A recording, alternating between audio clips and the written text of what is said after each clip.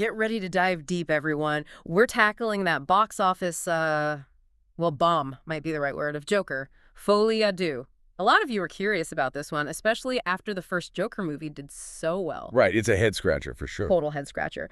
So we're breaking down exactly why the sequel flopped, like really flopped. It's a wild ride from box office smash to, well, this. Exactly. And it's even more surprising when you see the numbers. The first Joker raked it in over $100 million domestically on its opening weekend. Huge success. Huge. This one, Folie à deux, barely scraped past $40 million domestically. Ouch. That's a huge E drop. We're talking 60% down. Even for a sequel, that's almost unheard of, and globally, it's even worse. Globally, it's barely made back its budget, which is crazy for a comic book movie, especially with a cast like that. I mean, Lady Gaga as Harley Quinn, you'd think that'd be a guaranteed hit. Right. It was like the biggest casting news when they announced it. So what went wrong? Everyone's got to be asking that. Well, the reviews are not great.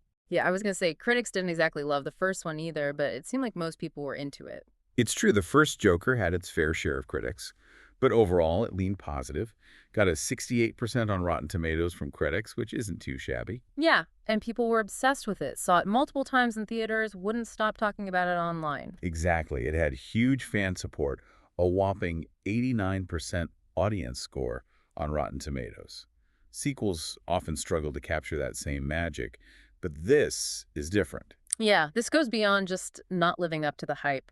For Folie à deux, critics and audiences seem to agree for once, and it's not pretty. Yeah, they agree it's not good. Critics are sitting at a pretty dismal 33% on Rotten Tomatoes. Ouch. And the fans? Pretty much the same 31%. This kind of alignment between critics and audiences is super rare, you know?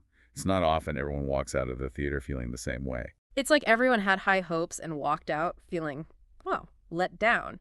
And if those Rotten Tomatoes scores weren't painful enough, there's another measure we have to talk about, cinema score. You know, that instant reaction for moviegoers right as they leave the theater. Brutal honesty time.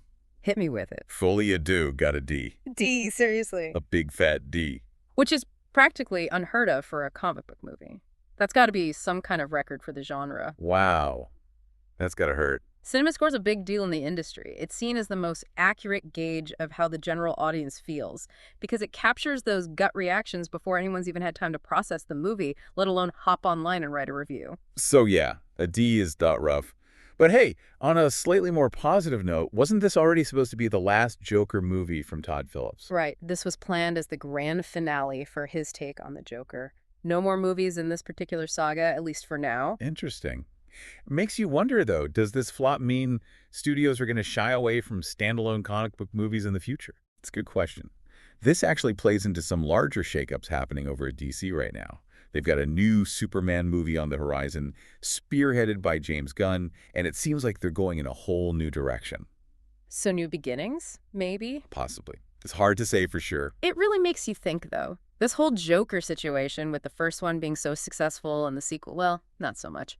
Does originality still have a place in the world of superhero movies? Or are studios going to start playing it safe from now on? It's a gamble, trying something new. But maybe, just maybe, this whole Folie à deux thing will inspire some studios to take some daring risks. And who knows what might come out of that? That's something to ponder. Thanks for joining us for this deep dive.